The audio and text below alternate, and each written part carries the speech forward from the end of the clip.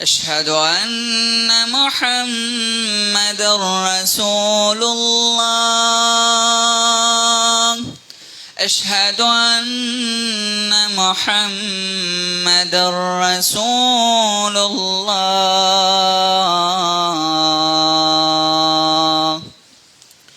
حي على الصلاة حي على الصلاة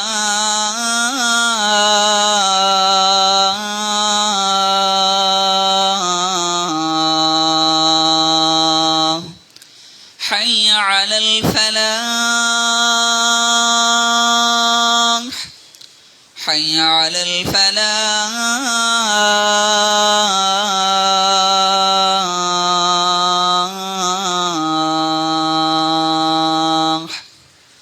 الله أكبر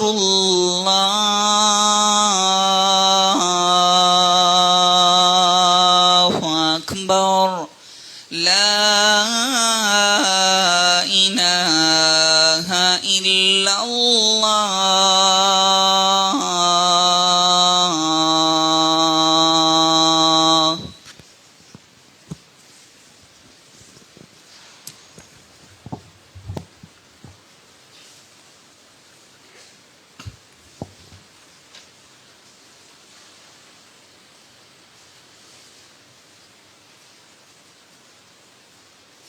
அஸ்ஸலாமு அலைக்கும் ரஹ்மத்துல்லாஹி பரகாத்துஹு இன்னல் ஹம்துலில்லாஹி நஹ்மதுஹு வனஸ்தைனுஹு வனஸ்தக்ஃபிருஹு வனஊது பில்லாஹி மின் ஷுரூரி அன்ஃபுஸினா வ மின் ஸய்யிஆத்தி அமாலினா மை யஹ்தியல்லாஹு ஃபலா முதில்ல லஹு வ மை யுத்லில்ஹு ஃபலா ஹாதிய லஹு வ அஷ்ஹது அல்லா இலாஹா இல்லல்லாஹு வஹ்தஹு லா ஷரீக லஹு வ அஷ்ஹது அன்ன முஹம்மதன் அப்துஹு வ ரசூலுஹு அம்மா பஅத். போற்றுகின்ற புகழ் அனைத்தும் அகிலத்தின் இறைவனான அல்லாஹ்வுக்கே உரித்தாகுக.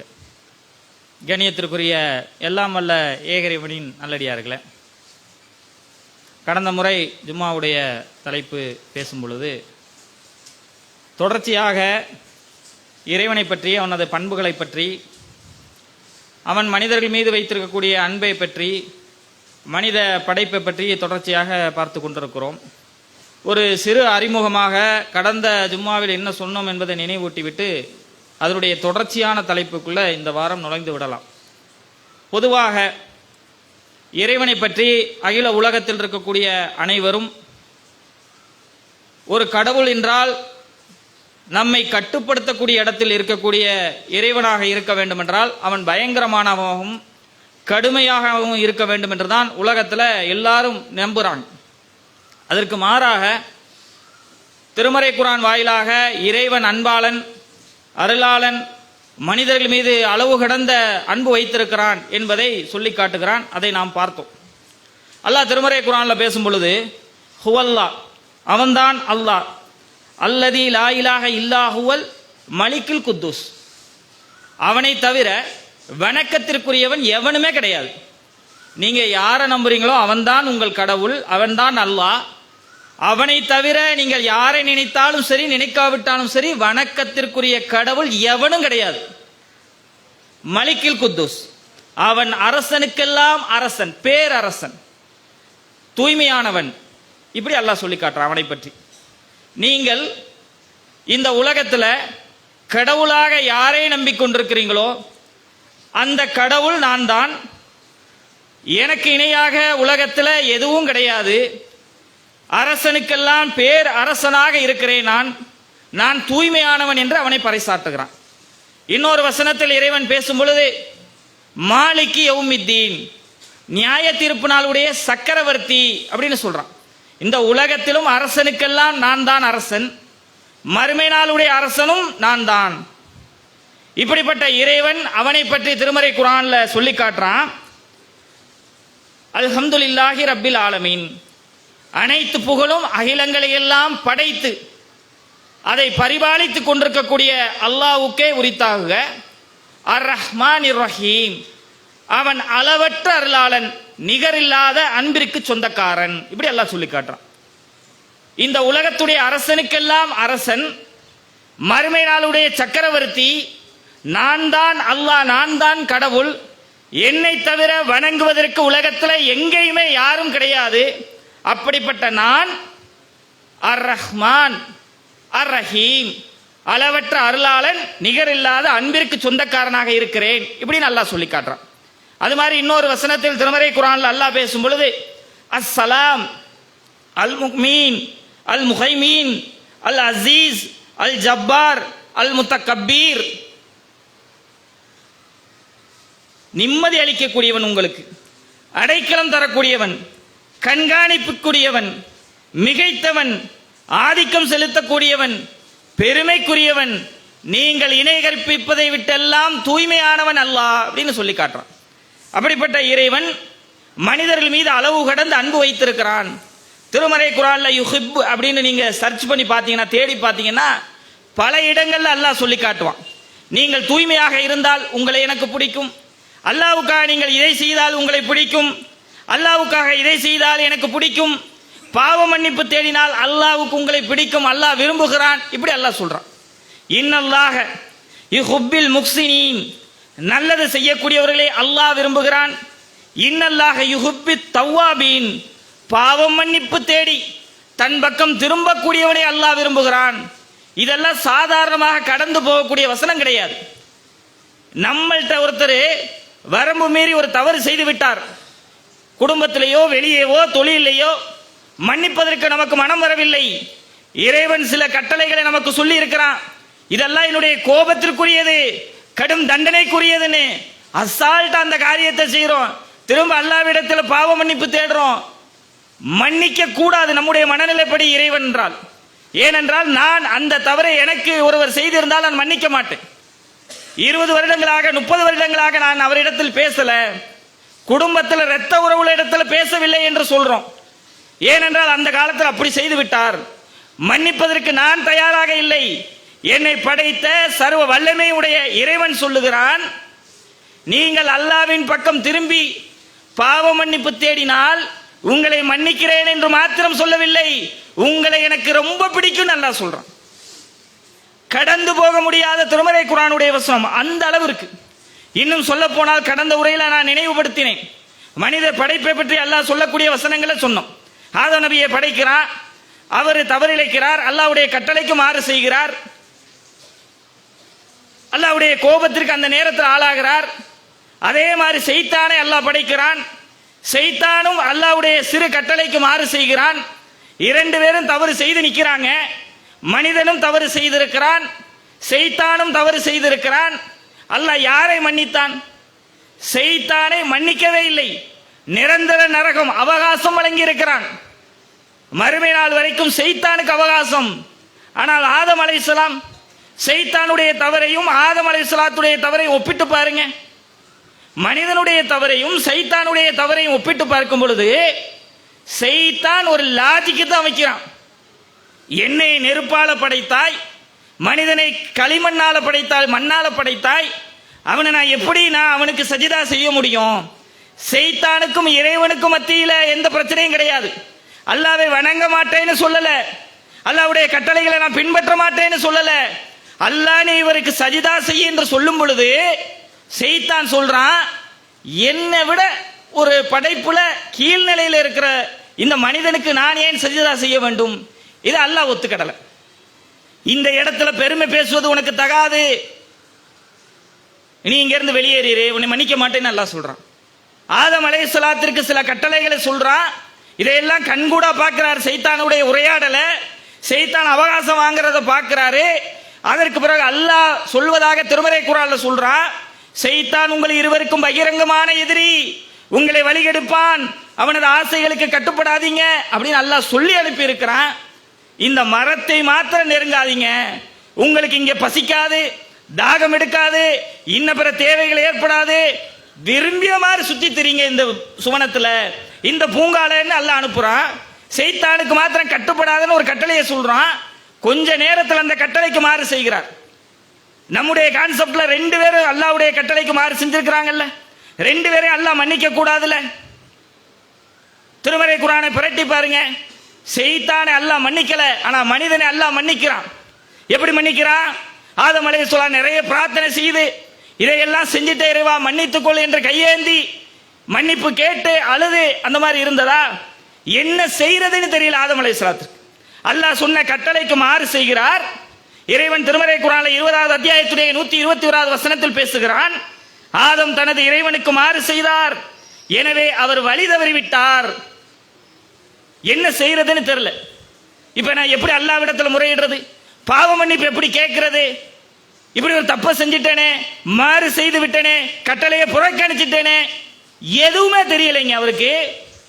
அல்லாஹ் எப்படிப்பட்டவன் தெரியுமா? மனிதருக்கு மீது அல்லாஹ்வுடைய அன்பு இதெல்லாம் அப்படியே வெளிப்படுத்தக்கூடிய விஷயங்களை பார்க்கும் பொழுது, ஏன் இந்த அல்லாஹ்வுக்கு இந்த மனிதன் மீது இவ்வளவு அளவு கடந்த அன்பு, நம்ம மீது ஏன் அல்லாஹ்வுக்கு இவ்வளவு அன்பு வைத்திருக்கிறான்? ஆச்சரியமா இருக்குது. ஷைத்தான் சொன்ன ஒரு வார்த்தைக்காக மறுமை நாள் வரைக்கும் அவகாசம் வழங்கிவிட்டு நரகத்தில் கெட என்று சொல்றான். மன்னிக்க தயாராக இல்லை. ஆதம் அலைஹிஸ்ஸலாம் தவறு செய்கிறார், என்ன செய்வதுன்னு தெரியல. அல்லாஹ் திருமறை குர்ஆன்ல சொல்லி காட்டுறான். 2வது அத்தியாயத்துடைய 37வது வசனத்தை எடுத்து பாருங்கள். பாவம் மன்னிப்புக்குரிய சில வார்த்தைகளை தமது இறைவனிடமிருந்து ஆதம் பெற்றுக்கொண்டார். கூப்பிட்டு, தப்பு செஞ்சிட்டப்பா, இதையெல்லாம் சொல்லு, நான் மன்னிக்கிறேன். அவருக்கு எப்படி கேட்கணும்னு தெரியலைங்க, என்ன செய்யறதுன்னு தெரியல. அல்லாவே கூப்பிட்டு, தப்பு செஞ்சிட்ட, இதையெல்லாம் ஒரு பேட்டனை கையில கொடுத்து, இது மாதிரி என்கிட்ட கேளு, நான் மன்னிக்கிறேன்னு சொல்றேன். கற்பனை செய்து பார்க்க முடியலைங்க. ஒரு தப்பு செஞ்சிட்டோம், என்ன செய்யறதுன்னு தெரியல, அதை மறைத்து வச்சிடலாம், பீஸை மாற்றி தச்சுட்டோம், மாற்றி வெட்டிட்டோம், தூக்கி போட்டுடலாம், கட்டிங் வேஸ்ட்ல தூக்கி போட்டுடலாம் நினைக்கிறோம். ஓனரே கூப்பிட்டு, இப்படி செஞ்சிட்டப்பா, இதுக்கு இதாப்பா வழி, இப்படி செய்யலாம், இப்படின்னு யாராவது எங்கேயாவது நீங்க பார்த்துருக்கீங்களா? செய்ய முடியுமா? இறைவன் அப்படி அளவு கடந்து அன்பு வைத்திருக்காங்க மனிதன் மேல. கூப்பிட்டு அல்லாவே சொல்றான், பாவம் மன்னிப்புக்குரிய சில வார்த்தைகளை தமது இறைவனிடமிருந்து ஆதம் பெற்றுக்கொண்டார். பிறகு அதை கற்றுக்கொண்டு விட்டு அல்லாஹ்விடத்தில் கேட்கிறார், இப்படி எல்லாம் செஞ்சுட்டே இறைவா மன்னிச்சுக்கேன்னு.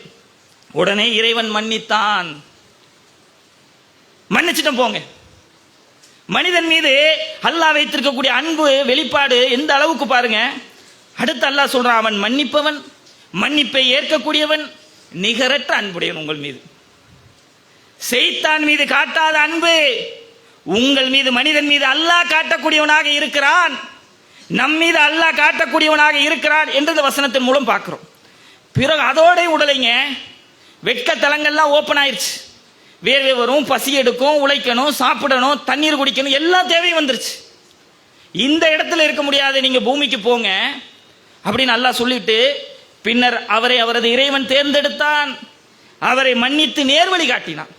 சரி, இங்க தப்பு செஞ்சிட்டீங்க, மன்னிச்சுட்டேன், போங்க, இங்க இருக்க முடியாது, இங்க அசுத்தம் செய்ய முடியாது, அதனால பூமிக்கு போங்கன்னு விட்டுட்டு போய் என்னமோ பண்ணிக்க, என்னுடைய கட்டளை இதுதான், இதை பின்பற்ற, என்னமோ பண்ணுன்னு விடல.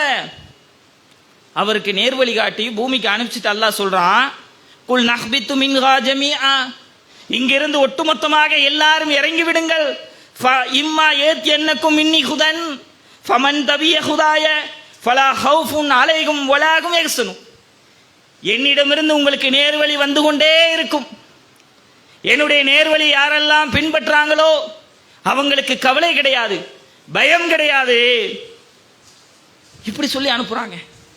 நீங்க பூமிக்கு போங்க, உங்களை அப்படியெல்லாம் விட்டுற மாட்டேன், உங்களுக்கு நேர்வழி காட்டிக்கிட்டே இருப்பேன். ஏன் நேர்வழியில நீங்க இருந்தீங்கன்னா நீங்க பயப்பட வேணாம், கவலைப்பட வேண்டாம். இறை தூதர்களை தொடர்ச்சியா அனுப்பிச்சுக்கிட்டே இருக்கிறான்.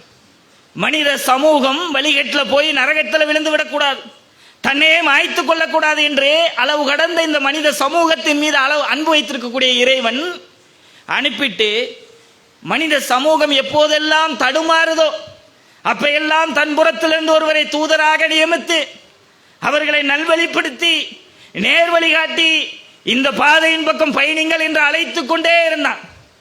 நபிகள் நாயகம் ஸல்லல்லாஹு அலைஹி வஸல்லம் இறுதி தூதராக இந்த பூமிக்கு வருவது வரைக்கும் நபிகள் நாயகம் வர்றாங்க, அதோட தூது செய்தி முடிஞ்சிருச்சு.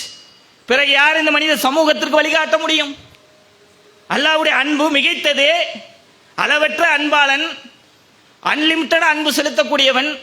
தூதர்களை ஒரு கட்டத்துக்கு பிறகு நிப்பாட்டிட்டான். நபிகள் நாயகத்திற்கு பிறகு எந்த தூதரும் வர முடியாது. ஒரு தூதர் வந்து நம்மளை நல்வழிப்படுத்தி நாம் பாவம் செய்யும் பொழுது தவறிலிருந்து மீட்டு நம்மை திருத்தி நல்வழியின்பால் அழைக்கக்கூடிய வேலை முடிஞ்சிருச்சுல. இப்ப மனிதர்கள் வழிகேட்டில் போய் விழுந்துடலாம்ல. அப்பயும் அல்லாஹ் எந்த அளவுக்கு அன்பு செலுத்துறான்னா, தூதர்களை தான் நிறுத்திட்டேன். உங்களுக்கான நேர்வழி உங்க கூடயே காலம் முழுவதும் இருக்கும். அல்லாஹ்வுடைய அன்புடைய வெளிப்பாடாக மிக மிக மிக மிக மிக முக்கியமான ஒரு விஷயம், நம்மை நல்வழிப்படுத்த, நம்ம நேர்வழி காட்ட, நம் மீது அன்பு செலுத்த, நம்முடைய அனைத்து கவலைகளிலும் துக்கங்களும் துயரங்களிலும் நன்மைகளிலும் நல்லதிலும் வெற்றியிலும் தோல்வியிலும் உடன் பயணிக்கக்கூடிய ஒரு வழிகாட்டியை இறைவன் நம்முடைய கரத்துல காலத்திற்கும் கொடுத்திருக்கிறான். அதுதான் திருமறை திருக்குர்ஆன். அல்லாஹ்வுடைய அன்புல மிக முக்கியமானது.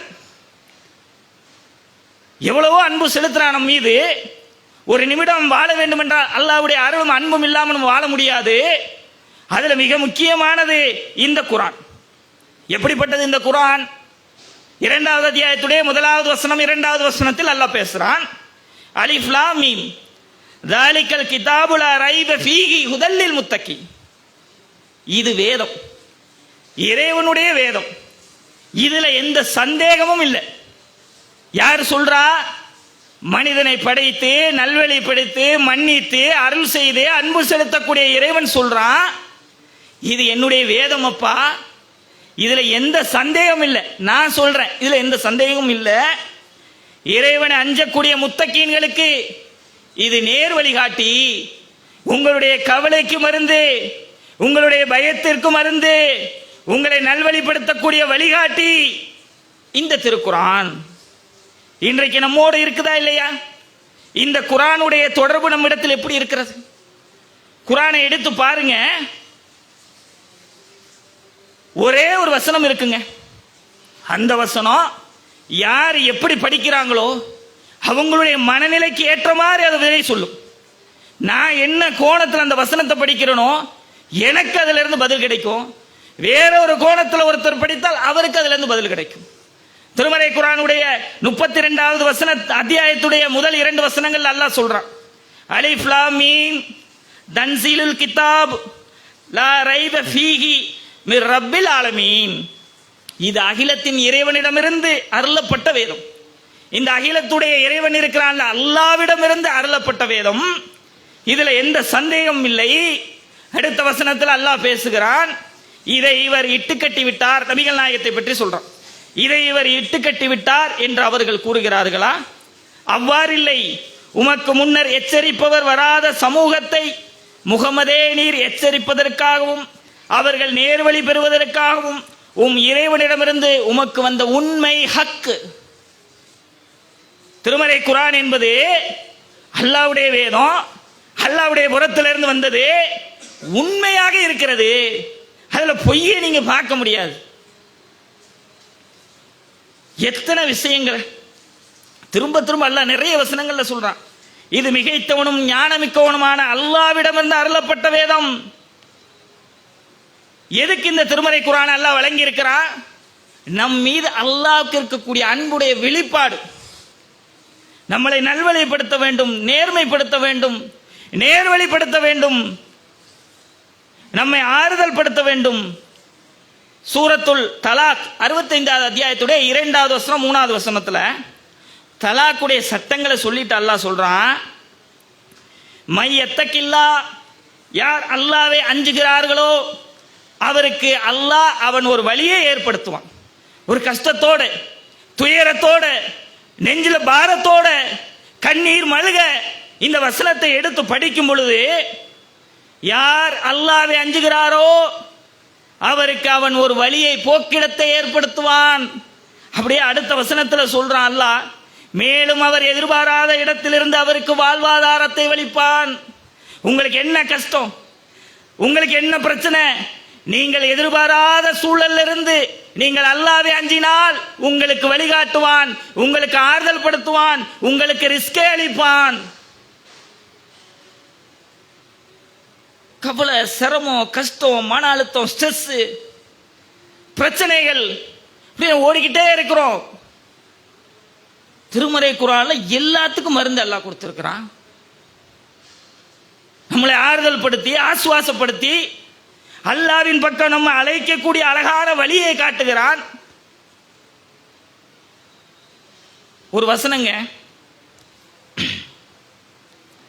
எடுத்து ரொம்ப கவலையான ஒரு சூழல், நெருக்கடியான ஒரு சூழல்ல எடுத்து உட்கார்ந்து படித்து கொண்டிருக்கும் பொழுது அதே மாதிரி ஒரு கஷ்டத்தை இன்னொரு நண்பர் சொல்றார். காலையிலேருந்து வீடு தொழாவின 2 மாசமா வீடு தொழாவிக்கிட்டு இருக்கேன். காலையிலேருந்து வீடு தொழாவுறேன். திருப்பூரில் கொஞ்சம் அவுட்டரில் 12,000 ரூபாய்க்கு மேலே. எங்கே போனாலும் முஸ்லீமுக்கு இல்லைன்னு சொல்கிறான். முஸ்லீம்லாம் அப்படின்னா என்னப்பா, நம்ம என்ன அப்படி அவனுக்கு செஞ்சிட்டோம்? சும்மாவே போர்டை போட்டு பல மாசமா பூட்டி வச்சிருக்கிறான், முஸ்லீமுக்கு இல்லைன்னு. அப்படியே ஒரு ஸ்ட்ரெஸ்ஸில் அவருக்கு ஒரு கவலை, அவர் உட்கார்ந்துருக்கிறார். நம்ம ஒரு பிரச்சனையில் உட்கார்ந்துருக்கிறோம், நமக்கு வேற கவலை. அவருக்கு பணம்லாம் பிரச்சனை இல்லை, 1 லட்ச ரூபா அட்வான்ஸ் கேட்டால் கூட கொடுக்க தயார், வீடை தரமாட்டேங்கிறான், அவ்வளோதான் பிரச்சனை.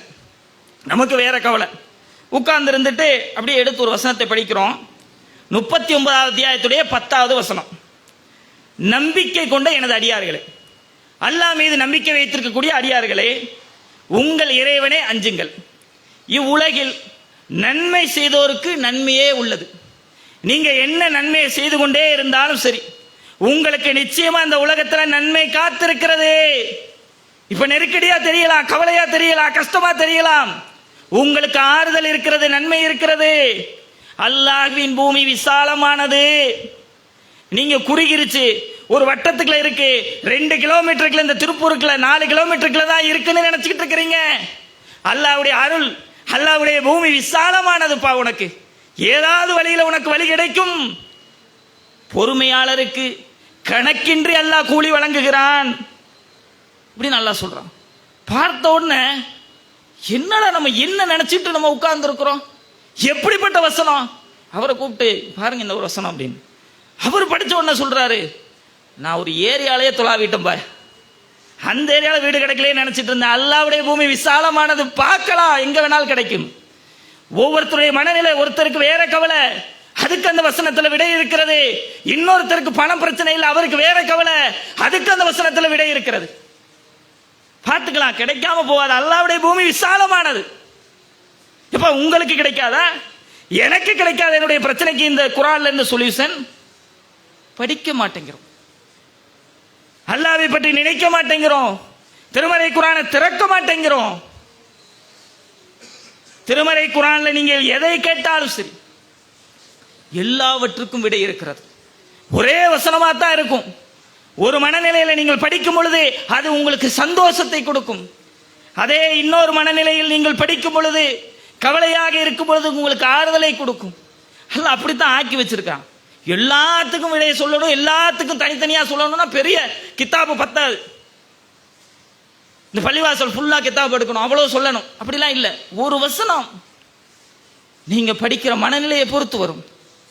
உதாரணத்திற்கு முதல்ல சொன்ன சூரத்துல் தலாக்ல 65வது அத்தியாயத்துடைய 2வது 3வது வசனம். யார் அல்லாஹ்வை அஞ்சுகிறாரோ அவருக்கு அவன் ஒரு வழியை ஏற்படுத்துவான், மேலும் அவர் எதிர்பாராத இடத்திலிருந்து அவருக்கு வாழ்வாதாரம், ரிஸ்கை அளிப்பான். ஒரு கஷ்டத்தோட வாழ வழி இல்லை என்று ஒருத்தர் நினைச்சதை படிக்கிறார்னு வைங்க, அவருக்கு அதில் ஒரு ஆறுதல் கிடைக்கும். சரி, அல்லாஹ் உதவி செய்வான், அல்லாஹ்வை நம்புவோம், நிச்சயம் ஏதாவது ஒரு வழியில் ரிஸ்க் கிடைக்கும். இதே ஒரு பொருளாதாரம் நல்லா மிக மிஞ்ச இருக்கக்கூடிய ஒருத்தர் எடுத்து படிக்கிறார், அவருக்கு ஒரு ரிஸ்க் தேவை என்ற மனநிலையில் படிக்கல. அவர் இந்த வசனத்தை படித்தால் என்ன, நமக்கு ரிஸ்கை கொடுத்தவன் அல்லாஹ் எண்ணி பார்த்திராத வழியிலிருந்து வழங்கி இருக்கிறான், அவன் நாடினால் அந்த வழியை அடைப்பான். அதான் இந்த வசனம் சொல்லுது. நேரடியா கஷ்டத்தில் இருக்கிறவனுக்கு உங்களுக்கு ஒரு போக்கிடத்தை ஏற்படுத்துவேன், வழியை காட்டுவேன். கஷ்டத்தில் இல்லை, அல்லாஹ்வை மறந்துட்டு இருக்கிறேன்னா வழியை அடைப்பான். அல்லாஹ் பிரச்சனையை ஏற்படுத்துவான், நெருக்கடியை கொடுப்பான். நீங்க எந்த மனநிலையில படிக்கிறீங்களோ அதுக்கு தான் இந்த வசனம். அது மாதிரி இன்னும் சொல்ல போனால் சூரத்துல் சுமூர் என்று சொல்லக்கூடிய 39வது அத்தியாயத்துடைய 53வது வசனத்தில் அல்லாஹ் சொல்றான், லா தக்கூனு மிர் ரஹ்மத்தில்லா, அல்லாஹ்வின் அருளில் நீங்கள் நம்பிக்கை இழந்து விடாதீர்கள். அல்லாஹ்வுடைய அருள்ல நீங்கள் நம்பிக்கை இழந்து விடாதீங்க. சிரமத்துல, கஷ்டத்துல, நெருக்கடியில் இருக்கக்கூடிய ஒருத்தருக்கு ஆறுதல் சொல்லக்கூடிய வசனம். எனக்கு இல்லையே, இப்படி இருக்க, இவ்வளவு பிரச்சனை இருக்குதே, தப்பிப்பதற்கு வழி இல்லையே, அல்லாஹ்வுடைய அருள்ல நம்பிக்கை இழக்காதீங்கம்மா. நிச்சயமாக அல்லாஹ் உங்களுக்கு உதவி செய்வான், அல்லாஹ்வுடைய அருளில் நீங்க நம்பிக்கை இழக்காதீங்கள். மனிதனை ஆறுதல் படுத்தக்கூடிய ஆசுவாசம். எதுக்கு இதெல்லாம் சொல்றான், ஏன் இந்த வசனத்தை சொல்லணும்? திருமறை குர்ஆன்ல மூசா அலைஹிஸ்ஸலாத்துடைய வேதத்தை பற்றி சொல்றாங்கல்ல, 10 கமாண்ட்மெண்ட்ஸ் அப்படிம்பாங்க அவங்களுடைய நம்பிக்கை. ஒரு 10 கட்டளைகளை வாங்கிட்டு வந்தார். 10 கட்டளை அல்லாஹ்வை வணங்கணும், இணை வைக்கக்கூடாது, இதை செய்யக்கூடாது செய்யக்கூடாது. அந்த 10 கட்டளைகளை தான் அவர் கொண்டு வந்தார். அதை தான் பின்பற்றணும் அப்படின்னு சொல்லுவாங்க. அது மாதிரி இறைவன் மனிதனுக்கு போடக்கூடிய ஒரு 10-20 கட்டளையை சொல்லிட்டு போலாம்ல. தொழுகணும், இணை வைக்கக்கூடாது, வட்டி வாங்கக்கூடாது, வரதட்சணை வாங்கக்கூடாது, நோன்பு வைக்கணும், ஜக்காத், இப்படி இதை மட்டும் சொல்லியிருக்கலாம்ல. ஒரு 5-6 பேப்பர்ல முடிஞ்சிருக்கும்ல இறைவனுடைய வேதம். ஏன் இத்தனை வசனங்களை சொல்லணும்? அல்லாஹ்வுடைய பூமி விசாலமானதுப்பா. ஒருத்தன் வாழவே வழி இல்லை, நான் தற்கொலை தான் செய்ய வேண்டும் என்று நிற்கும் பொழுது தற்கொலை செய்து உன்னை அழித்து நீ நாசமா போயிடாதடா, உன் மேல அன்பு வைத்திருக்கிறேன், அல்லாஹ்வுடைய பூமி விசாலமானது, எங்கேயாவது போய் பொழைச்சுக்க. எல்லா வசனங்கள்லையும் எடுத்தீங்கன்னா அப்படி ஆறுதல் படுத்தக்கூடிய, ஆசுவாசப்படுத்தக்கூடிய, நம்மளை தேற்றக்கூடிய ஒரு தந்தை தன்னுடைய மகனை அழைத்து இப்படி எல்லாம் வசியத்து செய்து அவர் மீது அன்பு வைத்து ஆறுதல் படுத்துவாரோ, அதை விட பல 100 மடங்கு இந்த ரப்புல் ஆலமீன் மனித சமூகத்தின் மீது அன்பு வைத்து நம்மளை ஆசுவாசப்படுத்தி நம்மளை அரவணைத்து அவனுடைய அன்பின் பால் இருக்கக்கூடிய வேதமாக, அருளாக, உண்மையாக இந்த திருமறை குர்ஆன் இருக்கிறது. உதாரணத்துக்கு சொல்லுவாங்க, ஒரு ஊர்ல ஒரு விவசாயி இருந்தாராம். மழையே பெய்யல, மழை பெய்யணும்னு பிரார்த்தனை செஞ்சுக்கிட்டே இருக்கிறார். விவசாயம் ரொம்ப கருகி போச்சு, வே கஷ்டத்திலே இருந்தா என்ன பண்றது அப்படின்னு. மழை வருது அந்த அன்னைக்கு. அவருக்கு இறைவனிடத்தில் தேவை மழை வர வேண்டும். அதே நேரத்தில் மழை துளி விழுந்தவுடன் இன்னொரு பக்கத்துல இருந்து பிரார்த்தனை செய்கிறார். வீட்டுக்கு இப்பதான் மேல காங்கிரீட் போட்டு வந்திருக்கிறேன், மழை வெஞ்சா ஜல்லி எல்லாம் கரைஞ்சு ஓடிரும், போயிரும், நாசமா போயிரும், காசெல்லாம் போயிரும், மழை வரக்கூடாது. ஒரே மழை, ஒரே வானம், ஒரே இறைவனிடத்தில் வருது. 2 மனிதர்களுக்கு 2 விதமாக அது பயனளிக்கிறது. ஒருத்தருக்கு நன்மையாக இருக்கிறது, ஒருத்தருக்கு தீமையாக இருக்கிறது. சில நேரங்கள் எண்ணி பார்த்திராத நஷ்டம் போல இருக்கும், ஆனால் அதுல நன்மையாக இருக்கும். அதுபோல திருமறை குர்ஆன் ஒரே வேதம், ஒரே இறைவனிடத்தில் வந்தது. பல மனநிலையில் இருக்கக்கூடிய மனிதர்களுக்கு ஒரே வசனம் ஆறுதல் படுத்தும், ஒரே வசனம் தேற்றும். குர்ஆனோட தொடர்பை ஏற்படுத்திக்கணும், அவ்வளவுதான். என் ரப்பு எனக்காக என் மீது அன்பின் வெளிப்பாடா கொடுத்திருக்கிறான், அதை நான் படிக்க வேண்டும், அதனோடு தொடர்பை வைத்துக் கொள்ள வேண்டும். எனக்கு ஒரு பிரச்சனையா, முதல்ல குர்ஆனை எடுத்து ஒரு ஓரமா உட்கார்ந்து படிக்க வேண்டும் என்ற மனநிலையை நாம் உருவாக்கி கொள்ள வேண்டும். ஒரே வீட்டில், ஒரே குடும்பத்தில், ஒரே நேரத்தில் 2, 3, 4 விதமான மனிதர்கள் இருப்பாங்க. ஆனால் ஒரே குர்ஆன் வசனம் 4 பேருக்கும் விடை சொல்லும், 4 விதமாக பதிலளிக்கும், 4 விதமான மனநிலையை உருவாக்கி தரும். உதாரணத்துக்கு சொல்லிக்கிட்டே போனா நிறைய இருக்கிறது. இன்ஷா அல்லாஹ் இன்னும் சில விஷயங்களை 2வது உரையில் அறிந்து கொள்ளலாம்.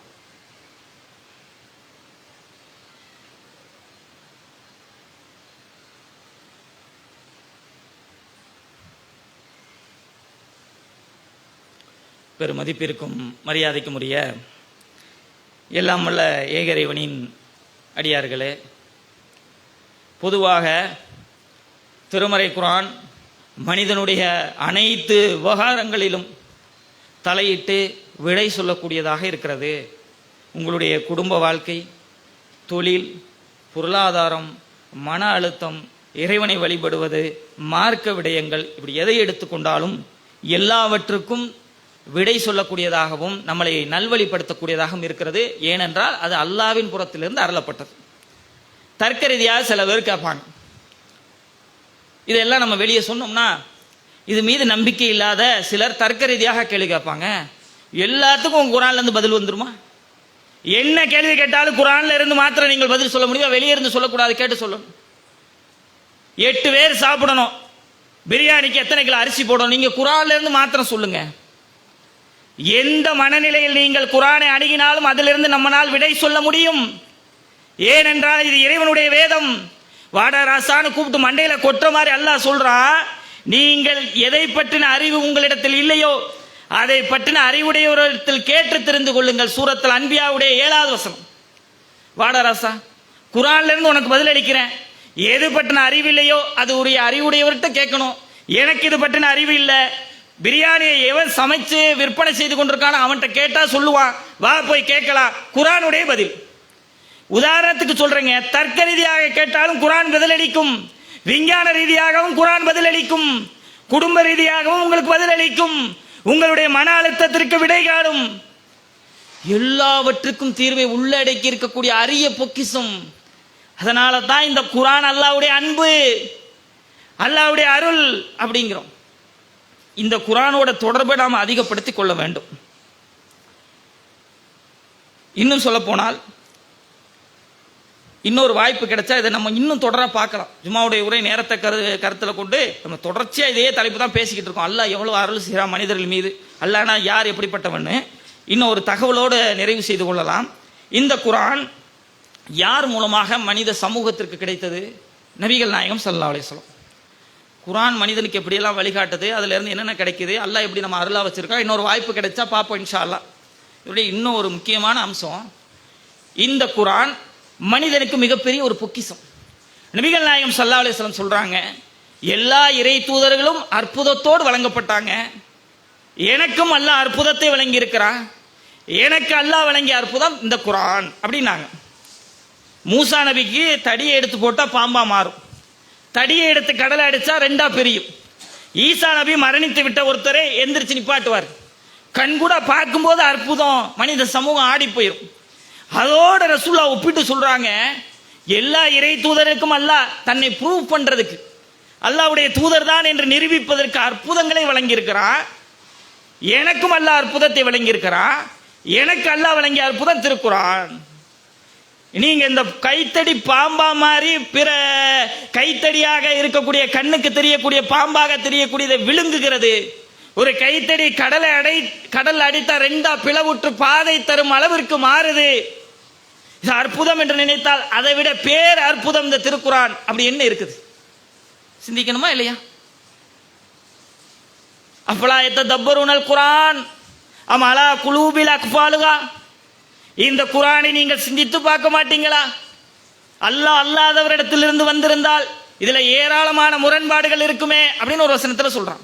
இன்னொரு வசனத்தில் அல்லாஹ் சொல்லும் பொழுது, அஃபலா யததப்பரூனல் குர்ஆன் அம் அலா குலூபில் அக்ஃபாலுஹா, இந்த குர்ஆனை நீங்கள் சிந்திக்க மாட்டீங்களா? உங்களுடைய சிந்தனைக்கு, உங்களுடைய உள்ளங்களுக்கு பூட்டு போட்டு வச்சிருக்கீங்களா? சிந்தித்து பாருங்கம்மா, அல்லாஹ்விடத்திலிருந்து வந்ததுமா. சிந்திக்கதான் நேரம் இல்லையா? பிரச்சனைக்காகவாது ஓடி வாங்கம்மா அப்படின்னு அழைக்குது. இதை பற்றி நம்ம தொடர்ச்சியா பார்க்கலாம். ஒரு தகவலோடு நிறைவு செய்து கொள்றேன். இந்த குர்ஆன் இவ்வளவு பெரிய பேர் அற்புதம் யார் மூலமாக கிடைத்தது? நபிகள் நாயகம் ஸல்லல்லாஹு அலைஹி வஸல்லம். இந்த சமூகத்தை நல்வழிப்படுத்த வேண்டும் என்று பொருளாதாரத்தை விட்டாங்க, குடும்பத்தை விட்டாங்க, நேசித்த ஊரை விட்டாங்க, எல்லாத்தையும் விட்டுவிட்டு இந்த மனித சமூகம் இந்த நேர்வழியில பயணிக்க வேண்டும், அவர்களுக்கு இந்த திருமறை குர்ஆனை கொண்டு வந்து சேர்க்க வேண்டும் என்ற முனைப்பு, அவங்களுடைய தியாகம், அவங்களுடைய உழைப்பு கற்பனை செய்து பார்க்க முடியாது. பத்ர் போர்க்களத்தை பற்றி நம்ம ஏற்கனவே பேசியிருக்கோம்ல, நிறைய கேள்விப்பட்டிருப்போம். ஆயிரக்கணக்கான எதிரிகளுக்கு முன்னாடி ஒரு 300 பேரா போய் நிக்கிறாங்க.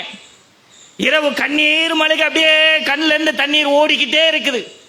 இறைவனிடத்தில் பிரார்த்தனை செய்துகிட்டு இருக்கிறாங்க, உன்னை தூய்மையாக வணங்கக்கூடிய எல்லாரையும் கொண்டு வந்து இந்த நேரத்தில் நிறுத்திட்ட, இவர்கள் கொல்லப்பட்டால் இந்த பூமியில உன்னை வணங்குவதற்கு, தூய்மையாக வணங்குவதற்கு யாருமே இருக்க மாட்டாங்க.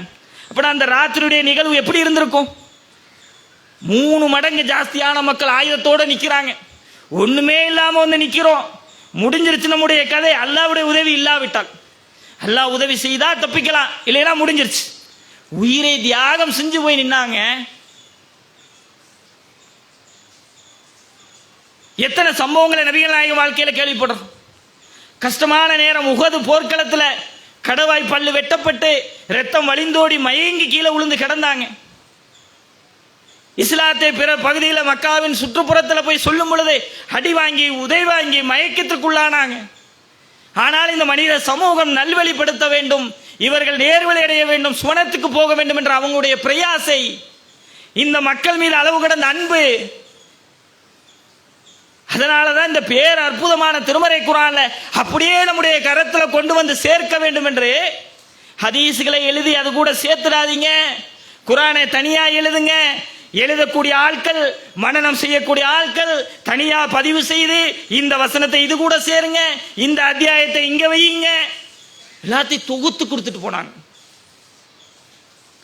இந்த தூதர் இவ்வளவு பெரிய ஹக்க உண்மையை, இவ்வளவு பெரிய பொக்கிஷத்தை, இவ்வளவு பெரிய அன்பே நமக்கு கொடுத்திருக்கிறாங்க. அவங்களுக்கு எவ்வளவு நன்றி கடமை பட்டிருக்கோம். நம்ம இந்த சமூகம் இந்த மாதத்தில் நபிகள் நாயகத்தை எப்படி பார்க்கிறது? நபிகள் நாயகம் பிறந்த மாதம் என்று எதையெல்லாம் நான் வெறுக்கிறேன் என்று நபிகள் நாயகம் சொன்னாங்களோ அதையெல்லாம் சர்வ சாதாரணமாக செய்து கொண்டிருக்கிறாங்க. என்ன செய்தோம் நாம் இந்த நபிக்காக? என்ன முனைப்பு காட்டி இருக்கிறோம்? இறைவனையும் இறைவனுடைய வேதத்தையும் இறைவனுடைய மார்க்கத்தையும் நம்முடைய கரத்தில் கொண்டு வந்து சேர்க்க வேண்டும் என்று அடி வாங்கி மிதி வாங்கி சொத்தை விட்டு வறுமை கஷ்டத்தில் வாழ்ந்து தண்ணீரை வடைஞ்சு ஊர்லயே பெரிய பணக்காரர் ஒரு அமைப்பை வைத்திருக்கிறார். கஷ்டம்னு ஓடி வர்றவங்களுக்குலாம் அள்ளி கொடுக்கிற அளவுக்கு பணத்தை வைத்திருக்கிறார். எதுவுமே வேணான்னு விட்டுட்டு போனாருங்க. எதுக்கு போனார்? இன்னைக்கு உட்கார்ந்து அவர் சொன்னதுக்கு எதிராக நடப்பதற்காகவா? என்னுடைய ரப்பை தவிர எவனும் நோயை குணப்படுத்த மாட்டான், எவனும் பாவ மன்னிப்பு தரமாட்டான் என்று நபிகள் நாயகம் சொல்றாங்க. மரியமுடைய மகன் ஈசாவை வரம்பு மீறியது புகழ்ந்தது போல் என்னை புகழாதீங்க. அப்படி ஒரு இடத்துல என்னை கொண்டு போய் விட்டுறாதீங்க. அல்லாஹ் என்னிடத்தில் கேள்வி கேட்கிற மாதிரி ஆக்கிடாதீங்க. மரணிக்கிற நேரத்தில் சொல்றாங்க. யூத கிறிஸ்தவர்கள் தன்னுடைய தூதர்களை எல்லாம் நல்லடியார்களுக்கெல்லாம் கபரை உருவாக்கி வணக்கத்தலமாக்கிட்டாங்க. என்னை அப்படி ஆக்கிடாதீங்க. இந்த மாதத்தில் உட்கார்ந்து பள்ளிவாசல்ல உட்கார்ந்து ஓதுறோம், அந்த கஃபாருல் ஹதாயா வ ஜுனூபில் முபிகாத், எங்களுடைய பெரிய பாவங்களை மன்னிக்க கூடியவரே, சின்ன பாவங்களை மன்னிக்க கூடியவரே. நபிகள் நாயகம் இருந்திருந்தால் அவரிடத்தில் இப்படி ஒரு வார்த்தையை நம்மளால் சொல்லி இருக்க முடியுமா? அந்த நேரத்தில் ஒரு சகாபி இப்படி ஒரு வார்த்தையை சொல்லி இருப்பாங்களா? ஒரு பெண்மணி திருடி விட்டார், அவருக்காக அல்லாஹ்வுடைய சட்டத்தில் மாற்றம் கொண்டு வர வேண்டும், அவரை மன்னிச்சு விடணும்னு அவர் சமூகம் கேட்டு வருது. நபிகள் நாயகத்தை பற்றி சொல்றாங்க. சகாபாக்கள் முகம் கடுகெடுத்து செவந்து போய் கண்கள் எல்லாம் சிவந்து போய் கோபத்துன்னுடைய எச்சியில போய் நின்றுகிட்டு அல்லாஹ்வுடைய சட்டத்தில் வெளியே வந்து மாற்றலான்னு வர்றீங்களா? ஆளுக்கு ஒரு நீதி கொடுக்கணும்னு சொல்றீங்களான்னு.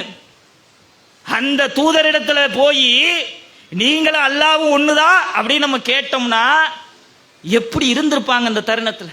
இன்னைக்கு சமூகம் கேட்குதுங்க. நபிகள் நாயகம் பிறந்த நாள் கொண்டாட சொன்னாங்களா? நபிகள் நாயகம் கொண்டாடினார்களா? சரி, சகாபாக்களாவது கொண்டாடினாங்களா? தாபியீன்கள் கொண்டாடினாங்களா? தபா தாபியீன்கள் கொண்டாடினா மௌனது ஓதுனாங்களா? ஒண்ணுமே இல்லையங்க. 600 வருட நபிகள் நாயகம் மரணத்துக்கு பிறகு உருவாக்கப்பட்டதை கொண்டு வந்து இன்றைக்கு கையில தூக்கி வைத்துக் கொண்டு நபியை புகழ்றோன்னு. நபிகள் நாயகம் என்னை நீங்கள் புகழ வேண்டும் என்றால் அப்துல்லா அல்லாஹ்வுடைய அடிமை என்று சொல்லுங்கள். ரசூலுல்லாஹ்க்கு ரொம்ப பிடிக்கும். அல்லாஹ்க்காக தான் அர்ப்பணிச்சாங்க எல்லாத்தையும். அல்லாஹ்வுடைய நல்ல அடியார் என்று சொல்லுங்க. ரசூலுல்லாஹ்க்கு நிறைய பிடிக்கும். என் மீது ஸலவாத் சொல்லுங்கள். அல்லாஹும்ம ஸல்லி அலா முஹம்மதின் வ அலா ஆலி முஹம்மதின் அதிகம் அதிகம் சொல்லுங்க. எனக்கு எடுத்து காட்டப்படும்.